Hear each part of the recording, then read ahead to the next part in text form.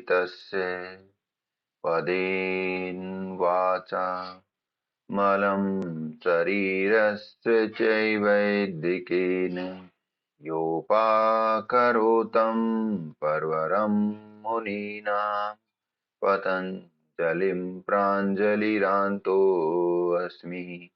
पतञ्जलिं प्राञ्जलिरान्तोऽस्मि। चित्त की वृत्तियों को योग से, वाणी को व्याकरण से और शरीर की अशुद्धियों को आयुर्वेद के द्वारा शुद्ध करने वाले सभी मुनियों में सर्वश्रेष्ठ महर्षि पतंजलि को मैं दोनों हाथ जोड़कर नमन करता हूं। हमने योग के बारे में कल पढ़ा था, परसों भी पढ़ा था, और योग का अर्थ आपने भली भांति जाना कि योग तीन अर्थों में लिया जाता है, युज्र योगे, युज्र समाधो और युज्र संयमने। इसके बाद हमने पढ़ा था कि महर्षि पतंजलि ने योग की क्या परिभाषा दी है। महर्षि पतंजलि के अनुसार योग की परिभाषा बहुत ही महत्वपूर्ण है कि योगस्य चित्तवृत्ति निरोध है। कल ज्योति बहन ने भी इसके बारे में विस्तार से पढ़ाया था आप सबको।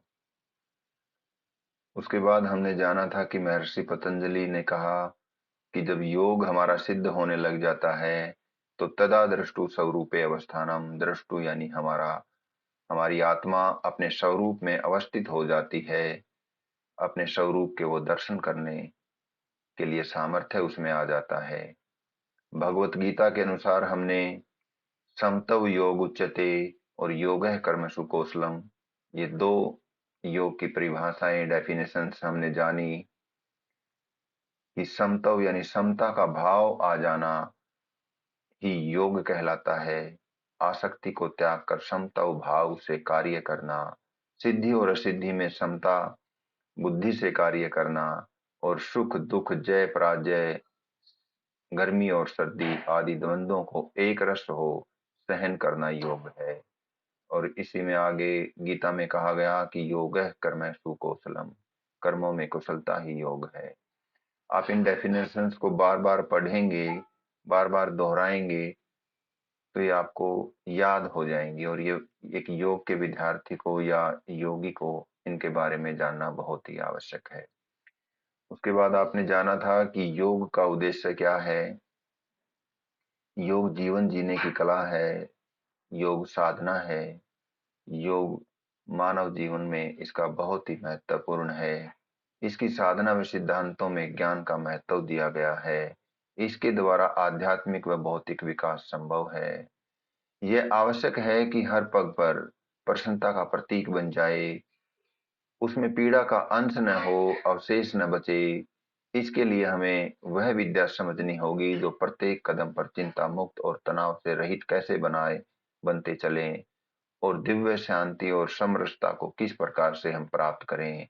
इसी रहस्य को उजागर करना योग का योग के अध्ययन करने का मुख्य उद्देश्य है। योग की राह हमें मनुष्य मनुष्य जीवन के परम लक्ष्य मोक्ष तक पहुंचाती है। और आज हम पढ़ेंगे योग के प्रकार। योग कितने प्रकार का है, किन किन नामों से योग को जाना जाता है। ये अभी जो स्क्रीन पे आप देख रहे हैं, योग के हमारे गुरुदेव हैं डॉक्टर बलवीर आचार्य जी। उन्होंने योग की परिभाषा दी है। योग के उद्देश्य के बारे में भी उन्होंने बताया है कि योग के उन्होंने दो उद्देश्य बताए हैं। एक है परमार्थिक, जो हमें उस परमात्मा की राह पर लेकर जाता है। इंद्रियों को वश में करके आत्म साक्षात्कार एवं परमात्मा का साक्षात्कार करके मोक्ष की प्राप्ति करना। और दूसरा उद्देश्य उन्होंने बताया है व्यवहारिक, जो हम अपने व्यवहार में लेकर आते हैं, वह किस प्रकार से है कि हानि हो या लाभ हो, मान हो अपमान हो, सर्दी हो गर्मी हो, कोई भी परिस्थिति हो, हमें अपने कर्तव्य को करते हुए फल के अधिकार की चिंता से मुक्त रहना ही योग कहलाता है और योग का उद्देश्य है। अब आगे हम पढ़ेंगे कि योग के विभिन्न भेद, कि किन किन नामों से योग को जाना जाता है, कौन से योग के प्रकार हैं। इनमें 7 मुख्य हैं, जो ज्ञान योग, जिसे सांख्य योग भी कहा जाता है, कर्म योग जो गीता में जिसका वर्णन किया गया है, और भक्ति योग, मंत्र योग, लय योग, हठ योग, अष्टांग योग, जिसे राजयोग भी कहा जाता है। अब इनके बारे में हम विस्तृत रूप से जानेंगे। एक बनिशा का वो बंद करिए दरवाजा अच्छे से, उसकी आवाज में दोहरा हुआ है, मेरा दरवाजा ही बंद कर जाओगे।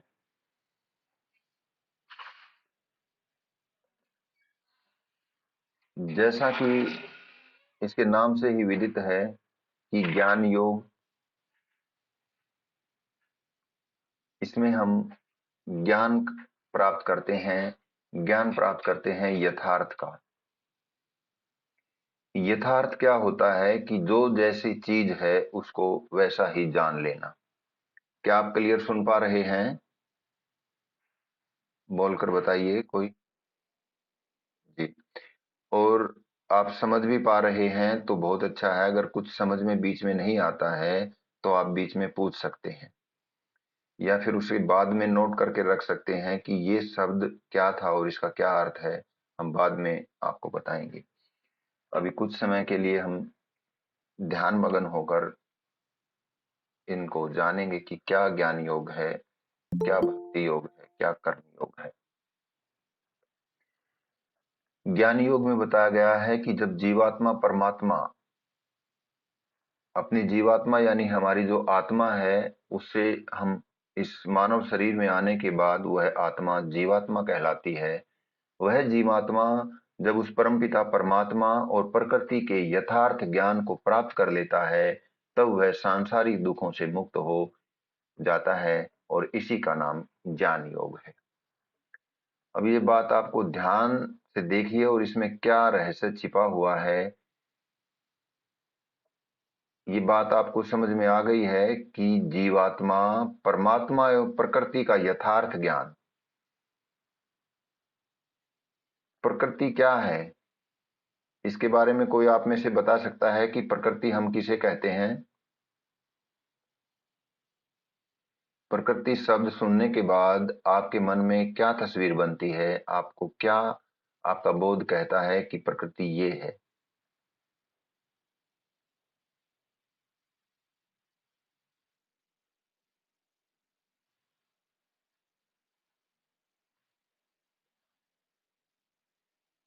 जी बिल्कुल।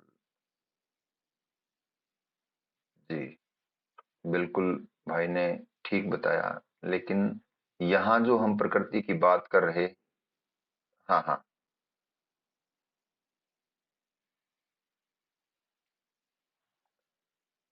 जी जी जी जी, आपने भी अच्छा प्रयास किया। देखिए, सांख्य दर्शन के अंदर प्रकृति और पुरुष दो कारण बताए गए हैं इस पूरी सृष्टि के विकास क्रम के। जब प्रकृति जो है वो होती है साम्य अवस्था। किसकी साम्य अवस्था होती है? सत, रज और तम। ये 3 गुण थे जब प्रकृति साम्य अवस्था में थी। और जो अब ये संसार को हम जो देख रहे हैं, वो इस प्रकृति का विकृत रूप है। यानी उस प्रकृति के अंदर विकृतियां आई, उसके अंदर कुछ बदलाव आए, तब जाके ये पंचभूत से बना हुआ संस्कार संसार बना। और जितना भी आपको अपने सराउंडिंग दिख रहा है, ये चीज बनी। ये प्रकृति की, सांख्य दर्शन के अनुसार ये प्रकृति की विकृति है। और प्रकृति जो है सांख्य दर्शन के अंदर, इस ज्ञान योग का जो दूसरा नाम है वो सांख्य योग भी है। सांख्य दर्शन है एक, जो जिसके रचयिता कपिल मुनि हुए हैं। और आज के दिन सांख्य कारिका हमारे को उपलब्ध है, जो सांख्य दर्शन के ऊपर लिखी गई थी। तो प्रकृति के बारे में विस्तार से भी हम जानेंगे आगे। आप देखिए, इसमें पढ़ा लिखा हुआ है कि जब जीवात्मा, मन, बुद्धि, ये प्रकृति जो है, उस प्रकृति के अंदर जब पुरुष यानी आत्मा और प्रकृति का जब दोनों संपर्क में आए तो उस प्रकृति के अंदर जो विकृति आई, उससे जो प्रकट हुआ, उससे जो हमारे सामने जो आज हम देख रहे हैं, वो क्या क्या आया? वो थे 24 तत्व। उन 24 तत्वों में सबसे पहले आती है हमारी हमारा पुरुष यानी आत्मा, फिर प्रकृति, और प्रकृति और पुरुष के दोनों के जब संपर्क में आने से, जब पुरुष के प्रकाश से प्रकृति पर पड़ता है, तो जीवात्मा यानी मन, बुद्धि, अहंकार, ज्ञानेन्द्रियां, कर्मेंद्रियां, शब्द, स्पर्श, रूप, रस, गंध, आकाश, वायु, अग्नि, जल, पृथ्वी और इन सब के उपादान कारण प्रकृति का, उपादान और निमित्त दो कारण होते हैं। एक तो उपादान कारण, एक निमित्त कारण। उपादान कारण वो होता है जिस चीज से वस्तु बनती है। कोई भी वस्तु आप देख रहे हैं, जैसे कोई आपने मटका देखा, घड़ा जिसमें हम पानी डालते हैं, पानी रखते हैं पीने के लिए, उसका उपादान कारण क्या है? मिट्टी, कि वो मिट्टी से बना हुआ है घड़ा। और उसका जो निमित्त कारण है, उसको बनाने वाला, घड़े को बनाने वाला निमित्त कौन है? वो कुम्हार है। इसी तरह से ये जो हमारी प्रकृति है, वो तो इस सारी सृष्टि का उपादान कारण है, और वह जो परमपिता परमेश्वर हैं, जिसका कारण कोई नहीं है, जो सब कारणों का कारण है, वो निमित्त कारण है इन सब का।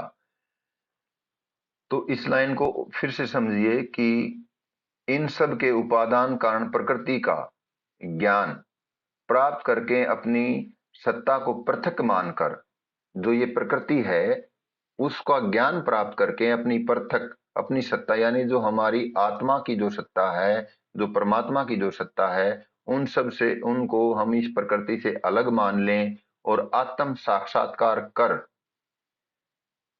परमात्मा का साक्षात्कार हम जब कर लेते हैं, तो सभी दुखों का अंत हो जाता है और वही मोक्ष की प्राप्ति कहलाता है। आगे इसमें कहते हैं कि योगेश्वर भगवान श्री कृष्ण जी कहते हैं कि अग्नि प्रज्वलित होकर काठ को भस्म कर देती है, वैसे ही ज्ञान रूपी अग्नि जीवात्मा के अविद्या आदि सब विकारों को भस्म कर देती है। यहाँ पे उदाहरण दिया गया है कि ज्ञान योग से हम किस तरह से मोक्ष को प्राप्त करते हैं, कि जिस प्रकार से जब लकड़ी को अग्नि के द्वारा हम अग्नि जो है लकड़ी को भस्म कर देती है, उसका अस्तित्व समाप्त हो जाता है, उसी तरह से जब ज्ञान जो है, कौन सा ज्ञान? यथार्थ का ज्ञान, वास्तविक जो ज्ञान है, वह ज्ञान हमारे जीवात्मा के ऊपर जो अविद्या आदि विकारों होते हैं, उनको वह समाप्त कर देता है, यानी अविद्या के आवरण को हटा देता है। अविद्या क्या है, ये जान लेना भी आप लोगों के लिए बहुत जरूरी है कि अविद्या क्या होती है। अविद्या होती है कि जो वास्तविक वस्तु का रूप होता है, उसे न जानकर उसके अवास्तविक रूप को हम जान लें। जैसे कोई रस्सी पड़ी हुई है और आपको भ्रम हो जाए कि रस्सी नहीं, वो सांप है, लेकिन जब आपको ज्ञान हो जाए कि वो सांप नहीं, रस्सी ही है, वास्तव में वो रस्सी है, तो भ्रमित होकर आप उसे जो सर्प मान रहे थे, आपको यथार्थ का ज्ञान हो गया कि यह रस्सी नहीं थी या सर्प नहीं था, रस्सी है, तो ये वास्तविकता का ज्ञान हो जाए आपको। इसमें आगे महर्षि पतंजलि भी इस बारे में डेफिनेशन देते हैं कि अविद्या क्या होती है। महर्षि पतंजलि कहते हैं कि सत्य को असत्य मानना और असत्य को सत्य मान लेना, नित्य को अनित्य और अनित्य को नित्य मान लेना। नित्य क्या है? हमारी आत्मा जो है वो नित्य है, उस आत्मा को अनित्य मान लें, और जो अनित्य है यानी हमारा जो पंचभूत से बना हुआ ये शरीर है, ये अनित्य है, हम इसी को सब कुछ मान लें, और ये इस अविद्या के कारण इस संसार में आकर हम उलझ जाते हैं, और ये माया के भ्रम से हम भूल जाते हैं कि ये शरीर तो नश्वर है, जो नित्य है वो तो आत्मा ही है।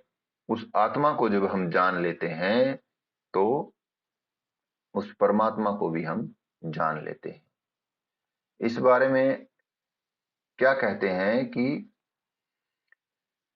आगे में गीता में दूसरा एक श्लोक है, उसमें कहा गया है कि इसी कारण ज्ञान के समान पवित्र और मुक्तिदायक दूसरा कोई साधन नहीं है। इस ज्ञान से ही जीवात्मा स्वयं अपना साक्षात्कार योग के द्वारा कर लेता है।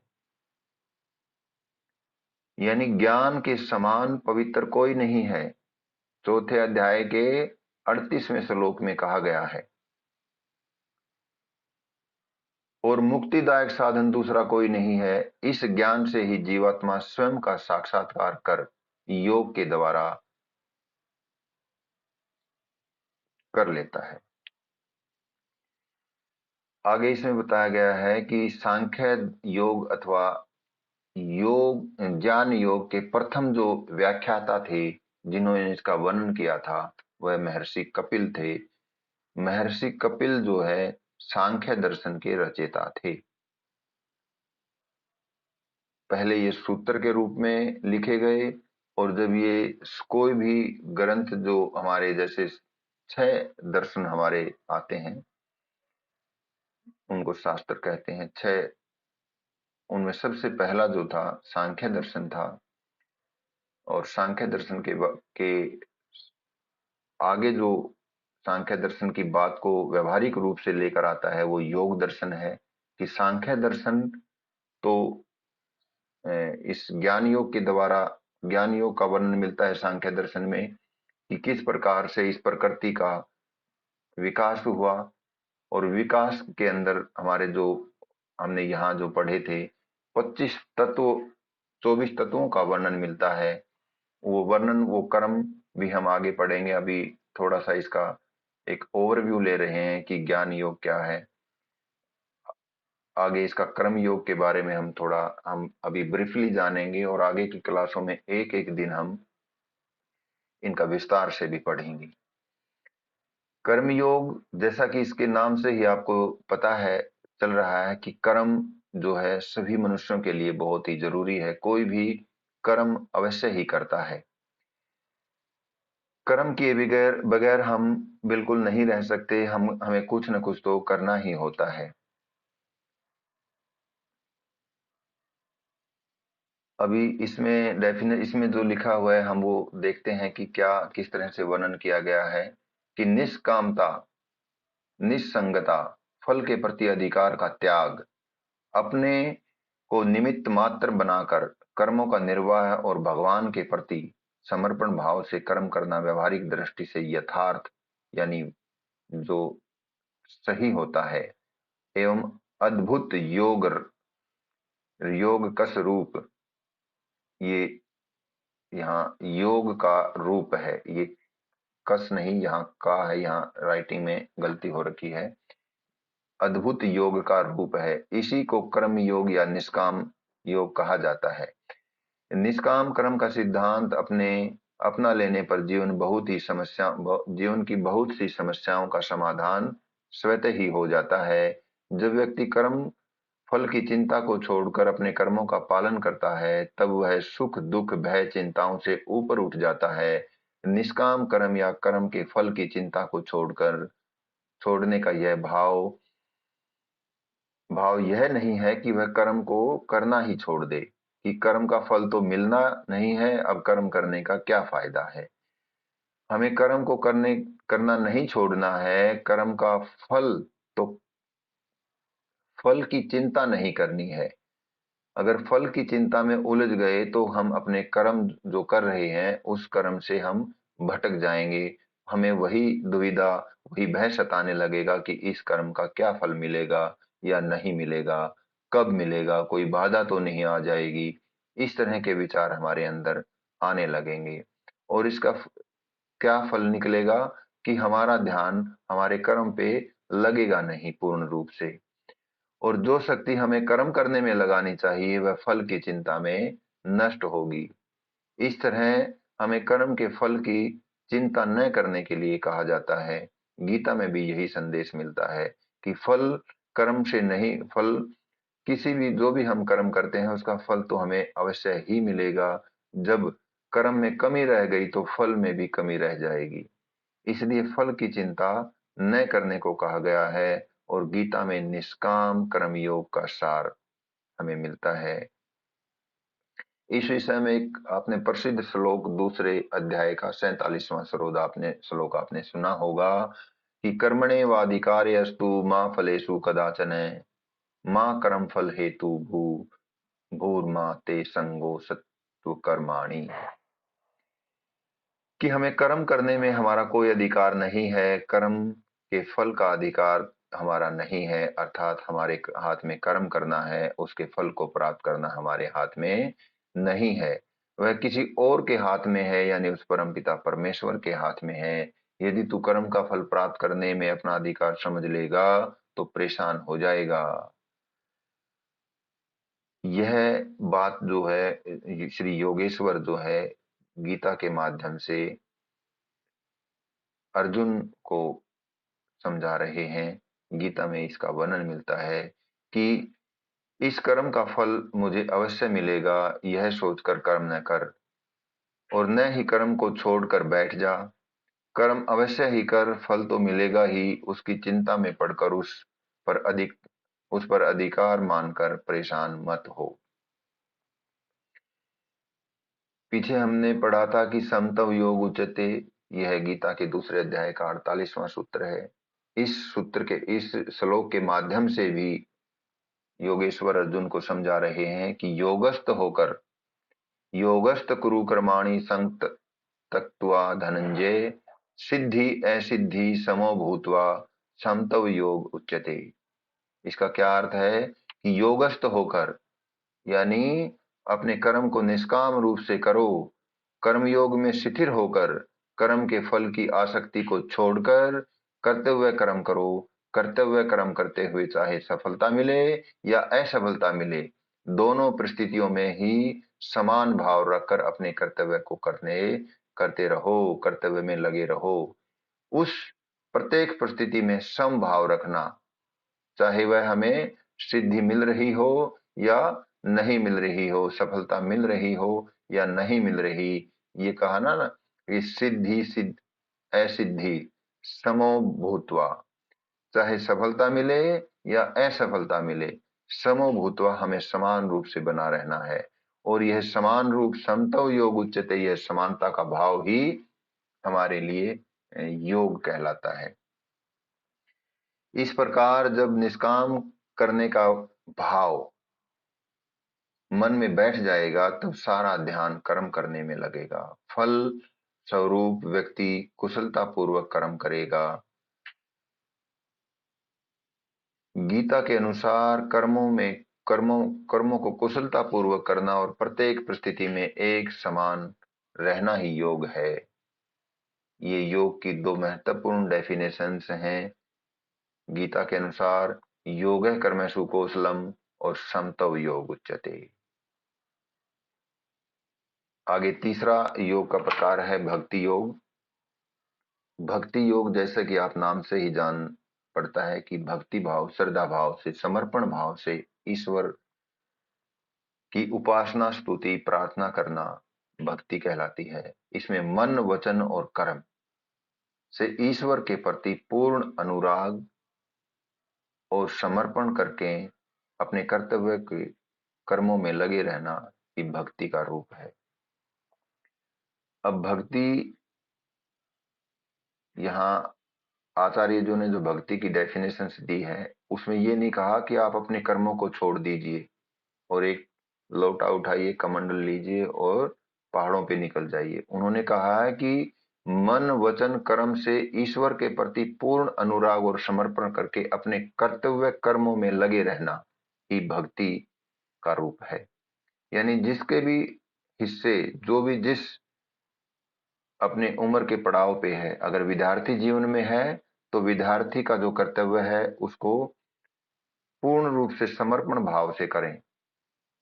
इस भक्ति के बारे में महर्षि पतंजलि भी कहते हैं कि पहले अध्याय के 23वें सूत्र में कि ईश्वर प्रणिधानाद्वा, कि ईश्वर की शरण में चले जाओ, और ईश्वर की शरण में जाएंगे तो आपका जो इष्ट देव है उसके प्रति आपके अंदर समर्पण भाव आएगा, और वह समर्पण का भाव ही भक्ति कहलाता है।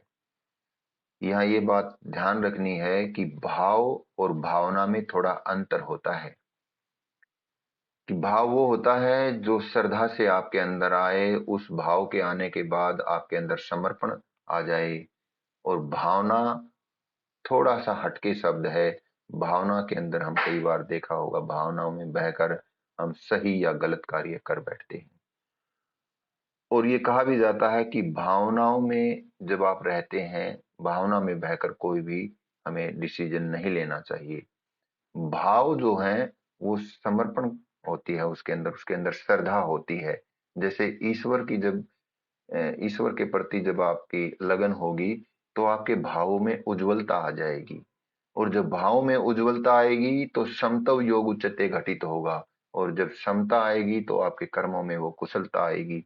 और जब योग कर्मसु कौशलम का भाव आपके अंदर आएगा, तो आप निश्चित रूप से ही अपने कर्मों को निष्काम रूप से करेंगे, यानी भक्ति योग वो कहलाएगा।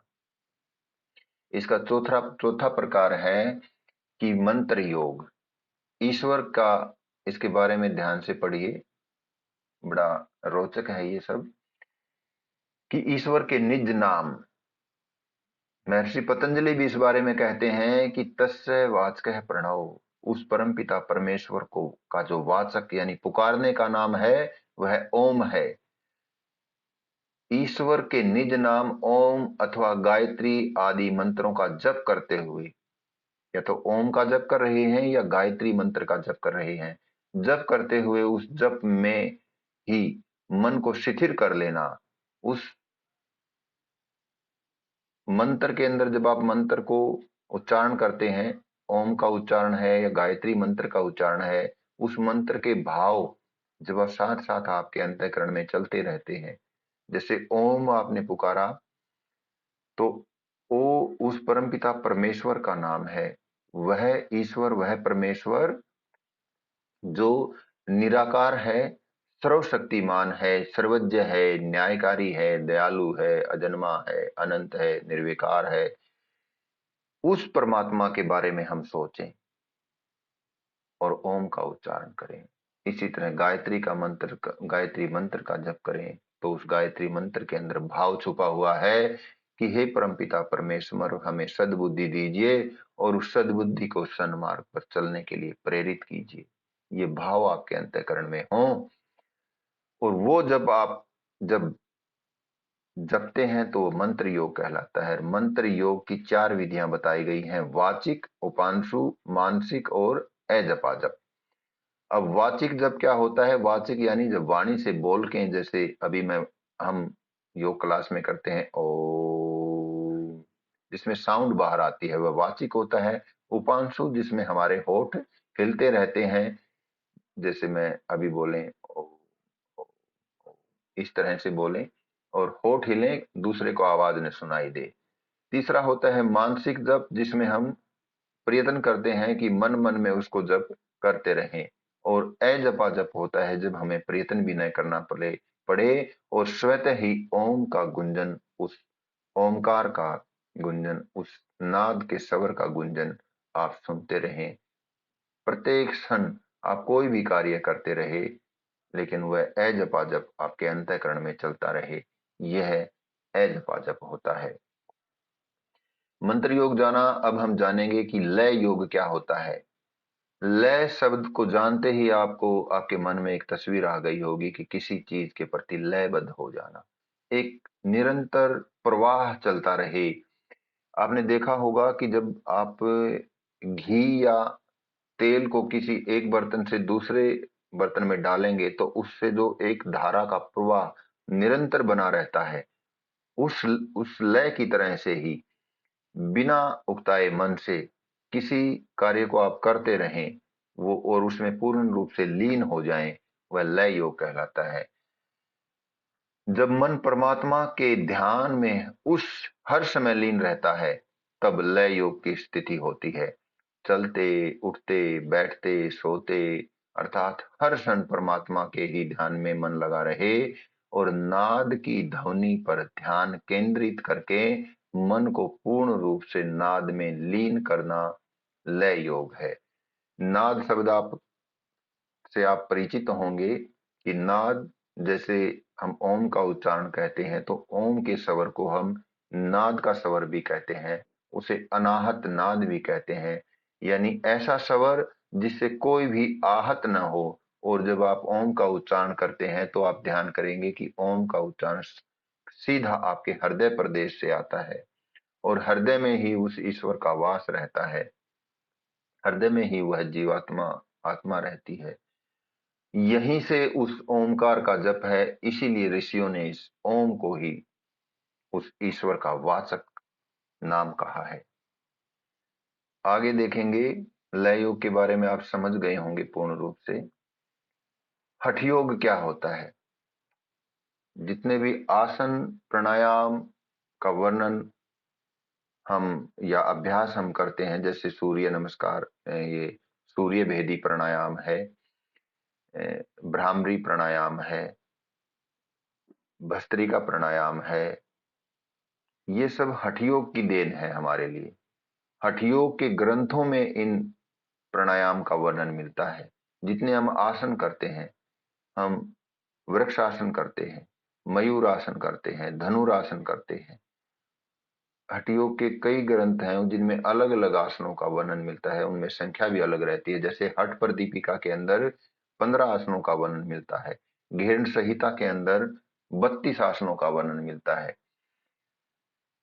हठ, अब इसमें क्या लिखा हुआ है ये जानेंगे, हम इसको समझेंगे थोड़ा सा कि हठ योग क्या है। हठ योग है, इसको कुंडलिनी योग अर्थात प्राण योग भी कहा जाता है। इसमें एक शब्द आया कुंडलिनी। कुंडलिनी क्या होती है, जैसे आगे इसमें थोड़ा पढ़ लेते हैं, फिर आपको जानने में आसानी रहेगी। हठ योग को कुंडलिनी योग या प्राण योग भी कहा जाता है। हठ, इस शब्द में दो अक्षर छुपे हुए हैं, है और ठ। है का अर्थ होता है सूर्य स्वर, यानी दाएं, दायाना, दाई नासिका, और ठ का होता है चंद्र स्वर, यानी बाई नासिका।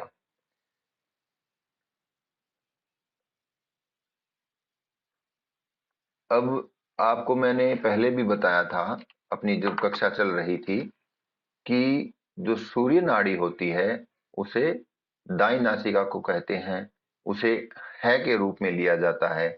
और जो हमारी चंद्र नासिका होती है उसे ठ के रूप में लिया जाता है। तो सूर्य और चंद्र नाड़ी, इसी को हम इड़ा और पिंगला नाड़ी भी कहते हैं। पिंगला नाड़ी कौन सी होती है? सूर्य नाड़ी। और ईड़ा नाड़ी कौन सी होती है? हमारी चंद्र नाड़ी। तो जो हमारी जो चंद्र नाड़ी होती है और सूर्य नाड़ी होती है, इन्हीं को ईड़ा पिंगला कहा गया। जब ईड़ा और पिंगला नाड़ी का स्वर जब एक समान रूप से चलने लगे तो स्वर हमारी सुषुम्ना में चलने लगता है।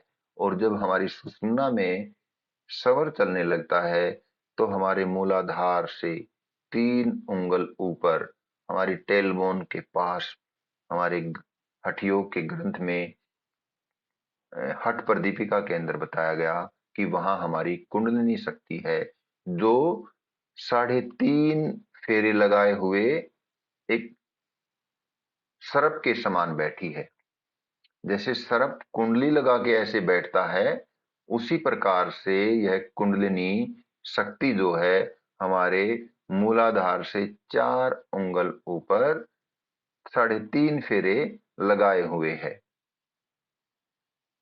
ये कुंडलिनी को जागृत हम आसन प्राणायाम इस योग के द्वारा हम करते हैं। और जब कुंडलिनी जागृत हो जाती है, यानी हमारा स्वर सुषुम्ना में चलने लग जाता है, तो हमारे जो शक्तियां हैं वह प्रत्येक जो हमारे चक्र होते हैं उन चक्रों का भेदन करते हुए 1 बाय 1 हमारे सहस्त्रार चक्र तक पहुंच जाती है। तो हमारा ध्यान जो है वो एकाग्र हो जाता है, हमारे अंदर निर्लिप्तता आ जाती है, उस नाद के स्वर को हम सुनने लग जाते हैं।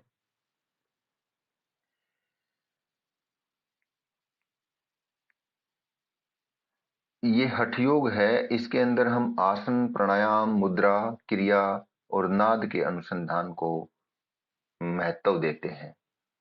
हठ योग का जो अध्ययन है, हठ योग का जो पालन है, वो किस लिए किया जाता है? ताकि हम राजयोग की प्राप्ति कर सके।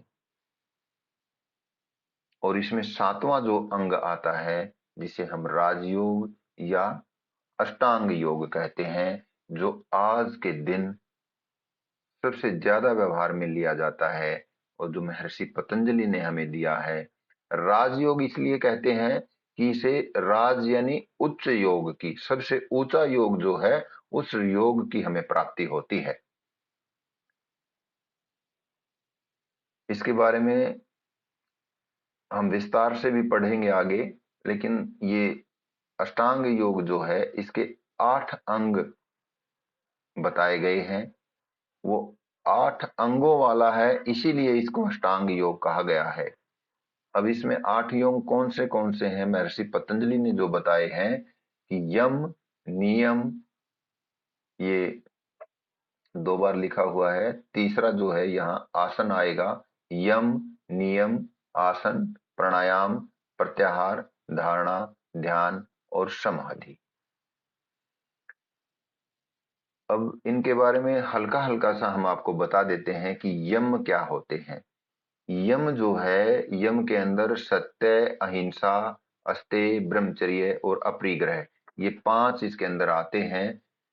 यम का जो संबंध है हमारे सेल्फ कोड ऑफ कंडक्ट से रहता है, हमारे स्वयं के व्यवहार से रहता है कि जब हम सत्य का पालन करते हैं और अहिंसा का पालन करते हैं, अस्तेय यानी हम चोरी का भाव त्याग देते हैं, ब्रह्मचर्य का पालन करते हैं, अपरिग्रह यानी चारों तरफ से जो ग्रहण करने की हमारी मनसा रहती है उसको छोड़ देते हैं, तो ये यम कहते हैं। और इन यमों का जो पालन है वो हमें किसी काल या देश को ध्यान करते हुए नहीं करना होता, ये हमें सार्वभौम करना होता है। जब दिन रात सोते उठते बैठते जागते हम जब यम का पालन करते हैं, यानी सत्य, अहिंसा, अस्तेय, ब्रह्मचर्य और अपरिग्रह का पालन करते हैं, तो यह पहली सीढ़ी है अष्टांग योग की। उसके बाद जो हमारे व्यक्तित्व में निखार आता है, फिर हम करते हैं नियम का पालन। नियम के अंदर भी 5 प्रकार बताए गए हैं कि 5 नियम हैं। वो कौन से हैं? सोच, संतोष, तप, स्वाध्याय और ईश्वर प्रणिधान। सोच यानी हमारी सोच 2 प्रकार की है, एक अंतःकरण की सोच और एक बाह्यकरण की सोच। हमें अपने शरीर को स्वस्थ रखें, आसन प्राणायाम करें, हम अपने कपड़े स्वच्छ पहने, ये तो बाहरी सोच होगी। दूसरा है अपने अंतःकरण की सोच यानी शुद्धता, अपने अंतःकरण को, अपने ज्ञानेंद्रियों को, कर्मेंद्रियों को, अपने उभय इंद्रिय जो मन है, जो जो ज्ञानेंद्रिय और इन अपने कर्मेंद्रियों को कंट्रोल रखता है, उस मन को अपने नियंत्रण में रखें, ये हमारा सोच हुआ। फिर संतोष, संतोष है कि हम कोई भी कार्य करते हैं वह कार्य हम अपना 100% उसमें डाल दें और 100% डालने के बाद जो भी हमें रिजल्ट मिले, जैसा कि अभी हमने पढ़ा था कि निष्काम कर्म, कर्म की फल की चिंता न करते हुए कर्म करें और फिर जो भी फल उसका मिले, क्योंकि फल हमें उतना ही मिलेगा जितना हमने उसमें अपना प्रयत्न डाला होगा, जिसमें हमने परिश्रम डाला होगा। तो अपना 100% डाल के और फिर उसका जो रिजल्ट मिले उसमें संतोष कर लें आप। सोच, संतोष, तप, तप होता है तपो द्वंद सहनम, यानी सर्दी गर्मी भूख प्यास सब परिस्थितियों में अपने कर्तव्य का पालन करना तप कहलाता है। स्वाध्याय, स्वाध्याय होता है स्वयं का अध्ययन करना या अपने गुरुजनों की वाणी का पालन करना, वेद और शास्त्रों में जो बात कही गई है उन पे अमल करना स्वाध्याय कहलाता है। लास्ट है ईश्वर प्रणिधान, नियम यानी ईश्वर की शरण में चला जाना, जो अभी हमने भक्ति योग में पढ़ा था, वो ईश्वर प्रणिधान है। तीसरा आता है आसन। महर्षि पतंजलि ने आसन शब्द का जो अर्थ लिया है वो कहा है कि शिथिर सुखम आसनम। सामान्य शब्दों में आसन किसी बैठने के स्थान को भी हम कह सकते हैं। आसन हम जो चटाई या हमारा जो मैट होता है हम उसे भी कहते हैं, और किसी भी सुखपूर्वक मुद्रा में हम बैठ जाएं उसे भी आसन लगाकर बैठना कहते हैं। महर्षि पतंजलि ने इसकी डेफिनेशन दी है कि शिथिर सुखम आसनम। ये आप अपने जहन में बिठा लेंगे कि आसन महर्षि पतंजलि ने क्या बताया है। उसकी विशेषता भी बताई है महर्षि पतंजलि ने दूसरे अध्याय के 46वें सूत्र में कहा कि स्थितिर सुखम आसनम, और 47वें सूत्र में कहा कि प्रयतन शैथल्य अनंत समापत्ति भ्याम, कि प्रयत्न में आसन कैसा हो कि प्रयत्न में शिथिलता आ जाए और अनंत उस परम पिता परमेश्वर में आपका ध्यान लग जाए। फिर कहा प्राणायाम। ये स्टेप बाय स्टेप अगर हम करते हैं तो निश्चित रूप से हम एक दिन समाधि तक पहुंच जाते हैं। चौथा जो इसका अंग है वह प्राणायाम है, यानी प्राणों का आयाम, प्राणों का विस्तार करना।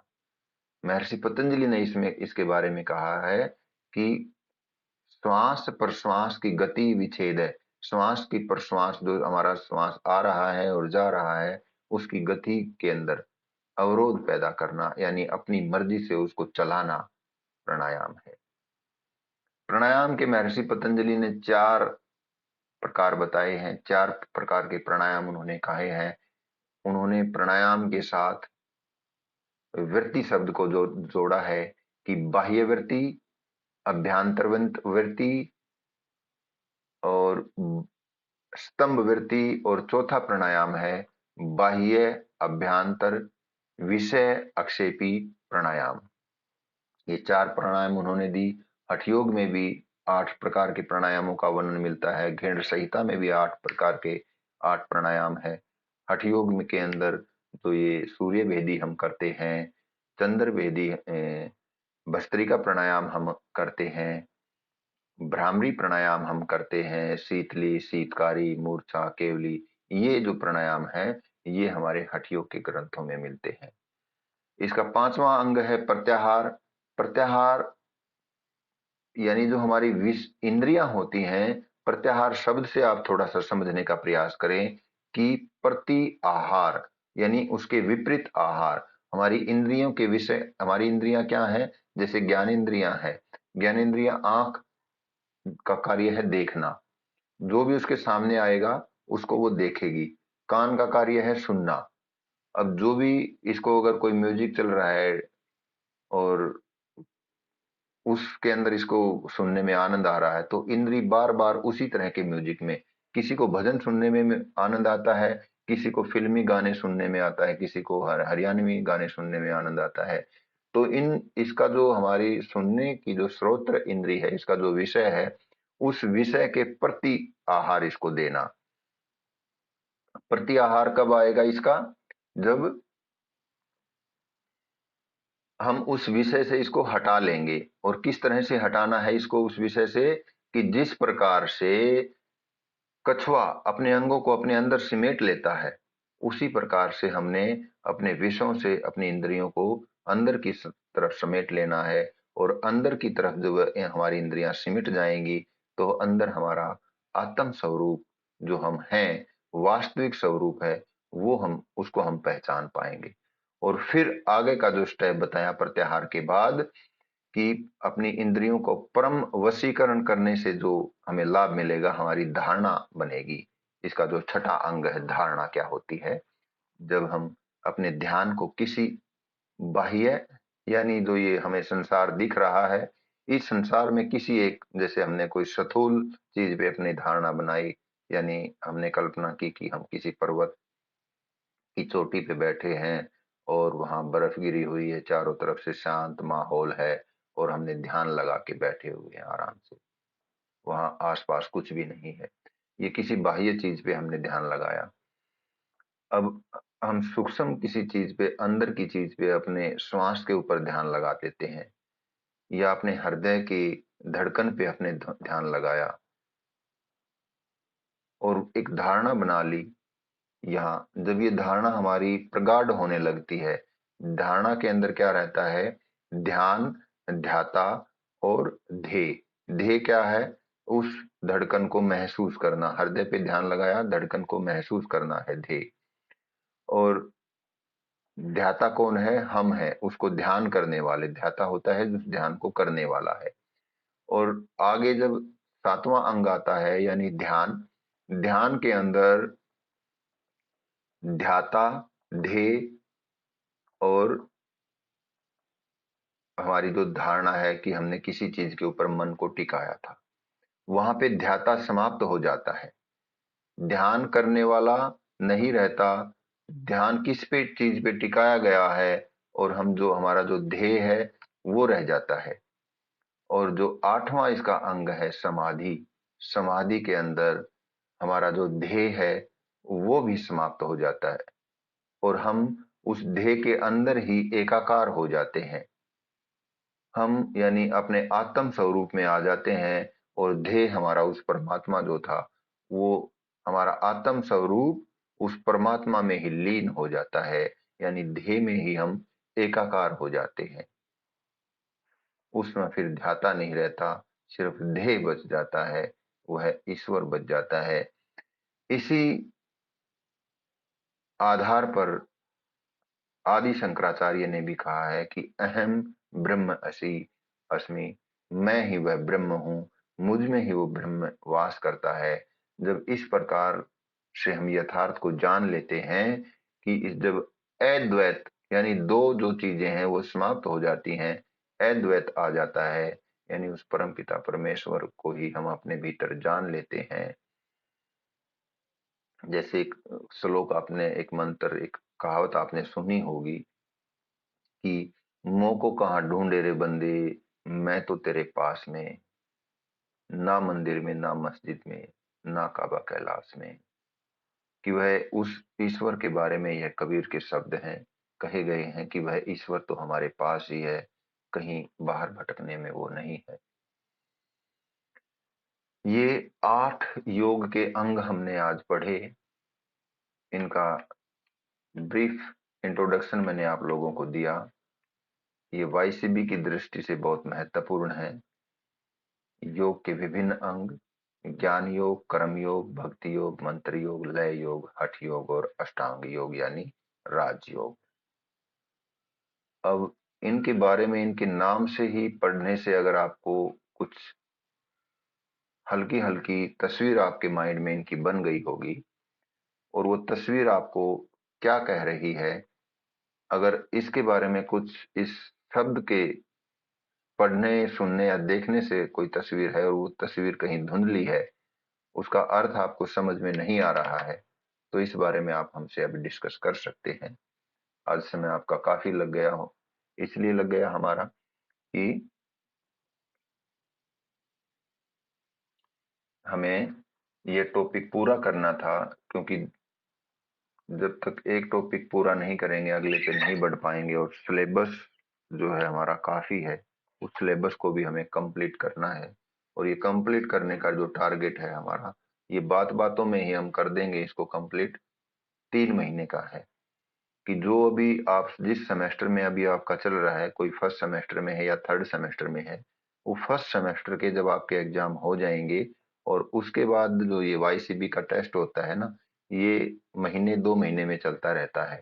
तो उसके बाद जो भी टेस्ट की डेट आएगी, जो जो इच्छुक होंगे, जिनको भी ये क्लास अटेंड करने के बाद या योग क्लास जो प्रैक्टिकल होती है वहां करने के बाद जिसका भी इंटरेस्ट बनेगा इसमें, उसको फिर 1 सप्ताह की अच्छे से तैयारी करवा के और फिर ये टेस्ट दे देंगे।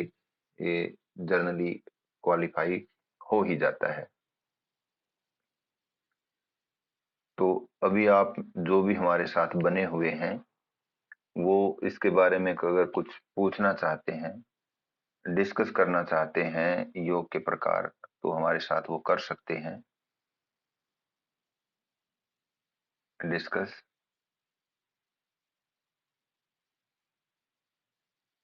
सुमित नेहरा जी हमारे साथ जुड़े हैं, सुधीर, रवि, पारुल, निशा,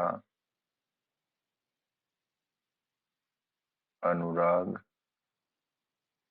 तो आप में किसी का कोई प्रश्न नहीं है, या आपको मेरी बातें सुनाई ही नहीं दे रही है?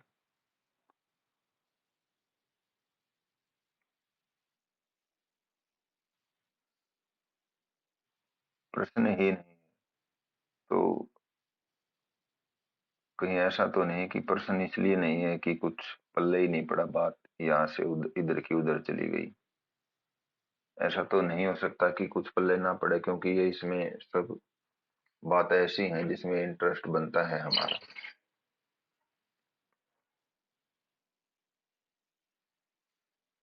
हाँ, जर्नल सी ही बातें हैं बस। अब ये जर्नल सी बातें हमने पहले हमारे हिंदी साहित्य में कहीं न कहीं, जैसे भक्ति योग है, मंत्र योग है, कहीं न कहीं ये पढ़ा होगा ज़रूर। और ये चीज़ें ही कई बार जब हमने इसको पहले से नहीं पढ़ा होता ना, तो ये एकदम से आ जाती हैं सामने, तो मुश्किल सी लगती हैं।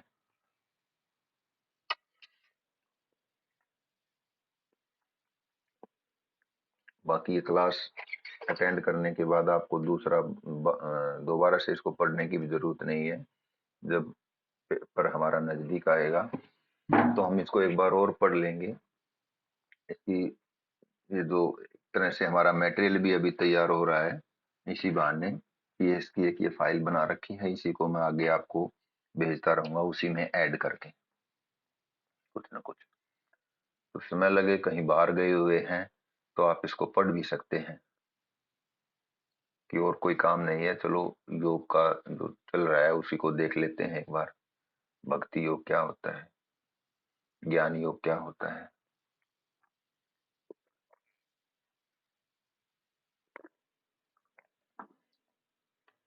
चलिए, इसको तो हम कोई प्रश्न नहीं है, तो आप कुछ दीपावली के बारे में बताएंगे कि दीपावली का त्योहार हम क्यों मना रहे हैं, और इसके पीछे हमारा क्या भाव रहना चाहिए, और क्या हम सीख रहे हैं दीपावली से।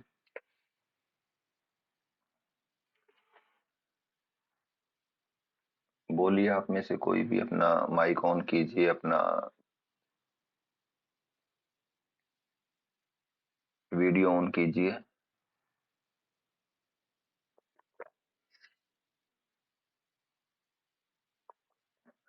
जैसे मैंने पूछा है, तो दीपावली आप लगभग 18-20 दीपावली तो आपने देखी ही होंगी, तो कुछ तो आपके माइंड में है ही, और ये ऑन द स्पॉट मैंने आपको कह दिया, तो इस तरह बोलने की आपकी कैपेसिटी होनी चाहिए, चाहे आप कुछ भी बोलें। आप में से कोई जो भी अभी सोया नहीं है, वो बोल सकता है। 2 मिनट ही बोलिए।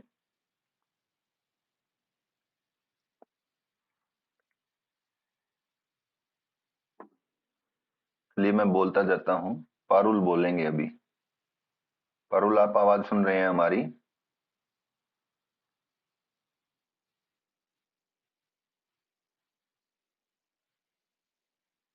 जी, शाबाश।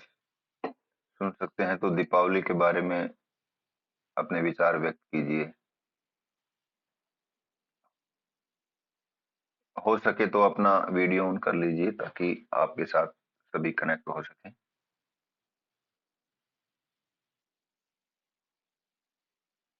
चलिए, कोई कोई बात नहीं, ठीक है, चलिए। हाँ,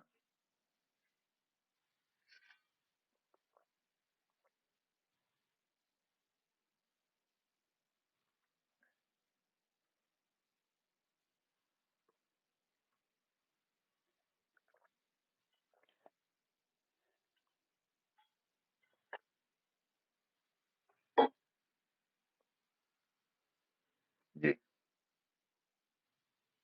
जी, शाबाश। अच्छी बात बताई आपने, पुरानी बात हमारी याद हो गई, जो हम 8वीं 10वीं या 7वीं 5वीं में जब दीपावली का प्रस्ताव याद करते थे, तो ये बातें उसमें लिखी हुई थी, है ना? जी, बिल्कुल, इतना तो सबको पता ही है। आप कौन सी कक्षा में पढ़ते हैं, पारुल?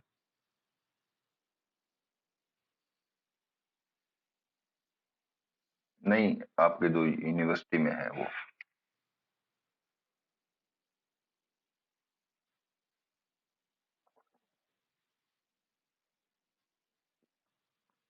अच्छा अच्छा अच्छा, ठीक है पारुल, अब समझ गया कौन है पारुल आप। ठीक है। अच्छा, अभी बोलेंगे अनुराग।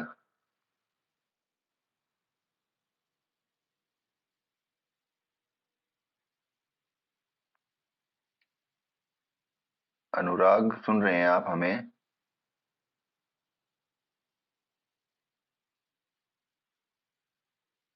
चलिए, अनुराग नहीं सुन रहे हैं। अभी बोलेंगी, दो निशा हैं हमारे पास। इनमें से एक निशा बोलेगी। पहले कौन सी निशा सुन के कौन बोलता है? बोलिए निशा।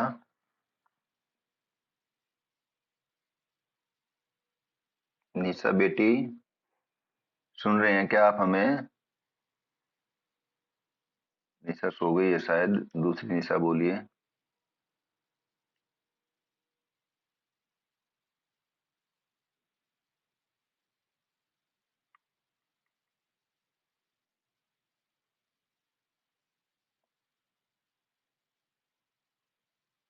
चलिए, दोनों निशा सो गई हैं। अब ज्योति बहन बोलेंगे।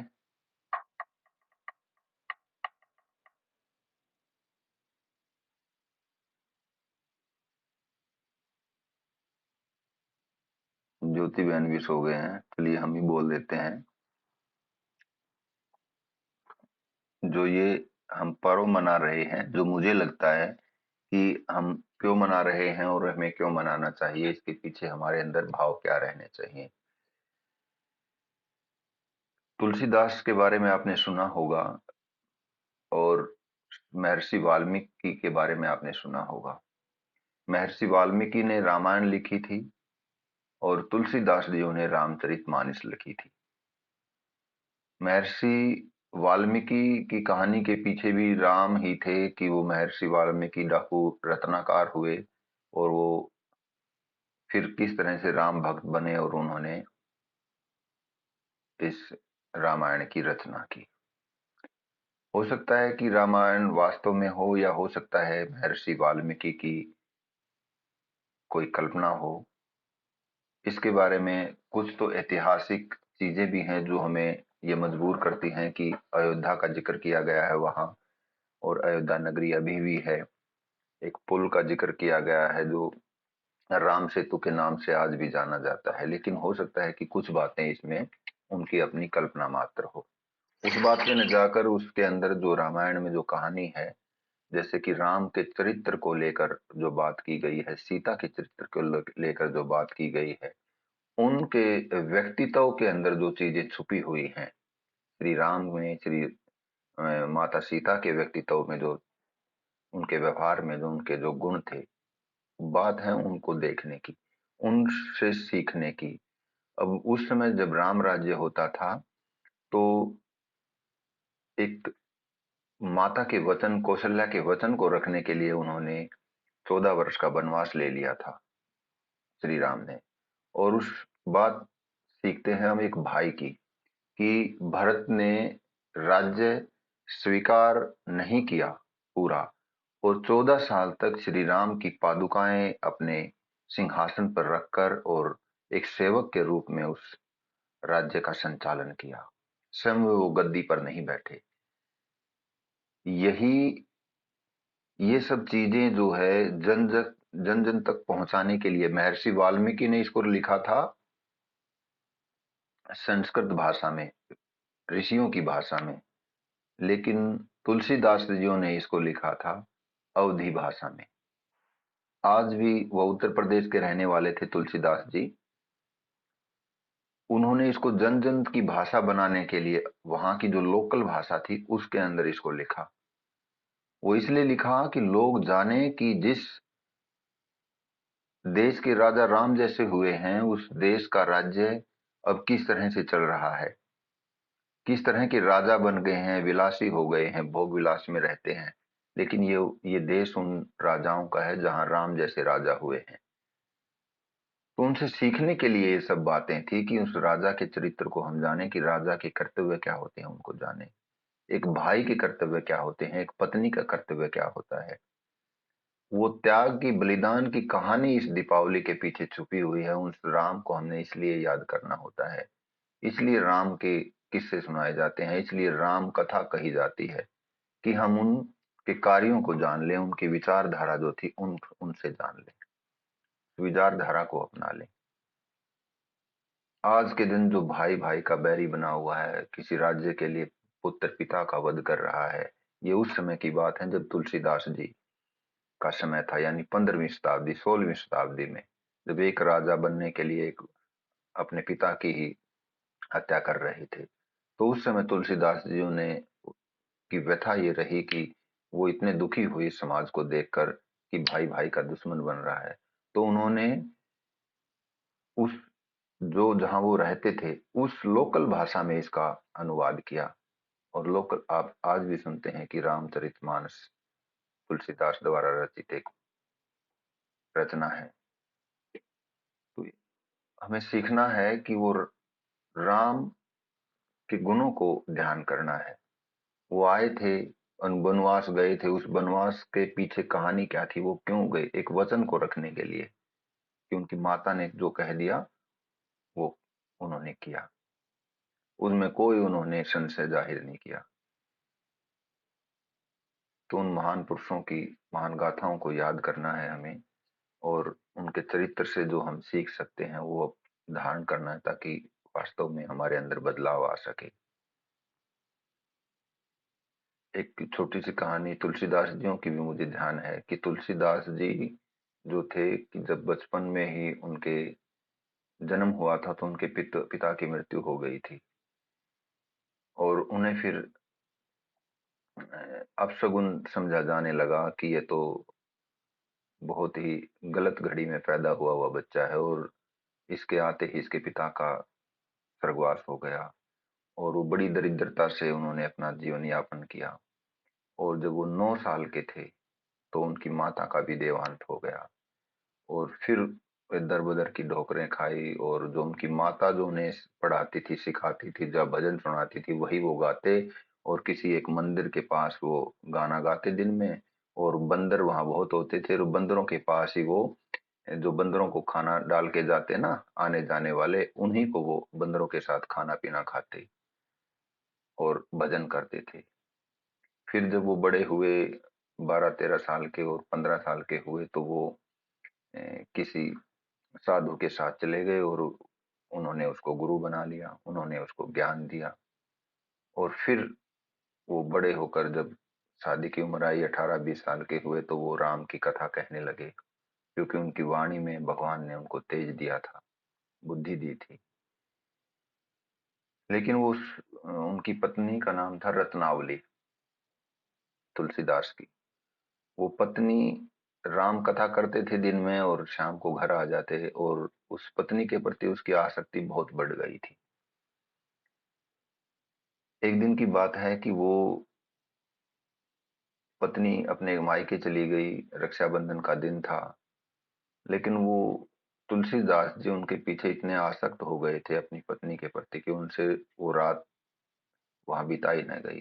वो रात को ही अपनी पत्नी के घर चल दिए। रास्ते में एक दरिया था, बड़ी मुश्किल से उस दरिया को पार किया और जा पहुंचे अपनी ससुराल। उसे देखकर रत्नावली ने कहा कि धिक्कार है तुम पर, धिक्कार है तुम्हारे इस प्रेम पर, जो आप इस हार्ड मांस के पुतले से इतना आसक्त हुए बैठे हैं।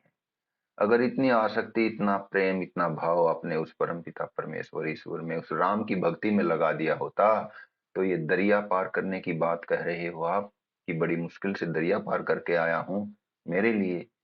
अगर आप ये प्रयास आप उस ईश्वर के लिए लगाते, उस राम की भक्ति में लगाते, तो ये भव सागर को ही आप पार कर जाते। तो वहां से उसको सीख मिली तुलसीदास जियों को कि उसने वहीं से ठान लिया कि अब तो भक्ति उस ईश्वर की ही करनी है, उस राम की ही करनी है।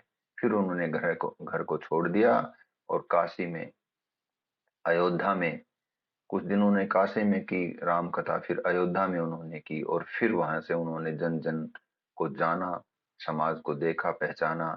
तब देखा कि राम के मूल्य समाज से समाप्त हो गए हैं। वहां एक अवधी भाषा में रामचरितमानस की रचना उन्होंने की, और घर घर तक इस जन भाषा के द्वारा राम की कहानियों को उन्होंने पहुंचाया। आज भी बहुत सारे भक्त आपने देखे होंगे कि कथाएं राम कथाएं कहते हैं। तो उनका मकसद तो यही है, और शायद यही होना भी चाहिए कि राम की बातों को, विचारों को घर घर तक वो पहुंचाएं।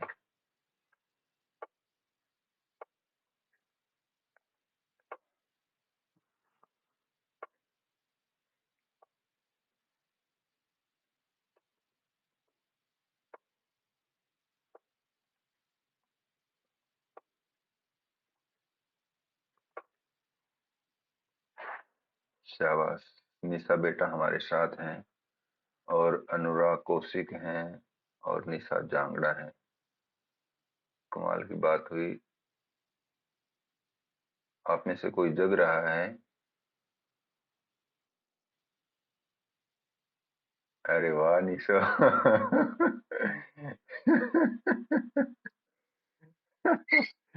चलिए। हाँ निशा बोलना बेटी, अब बताना कुछ। नहीं सोए हैं तो आप। अनुराग आप बोलो। अभी राम के बारे में बोलो कि दीपावली हम क्यों मनाते हैं या क्यों मनानी चाहिए हमें। या वो अयोध्या में 14 वर्ष का वनवास काट कर आए थे इसलिए मना रहे हैं।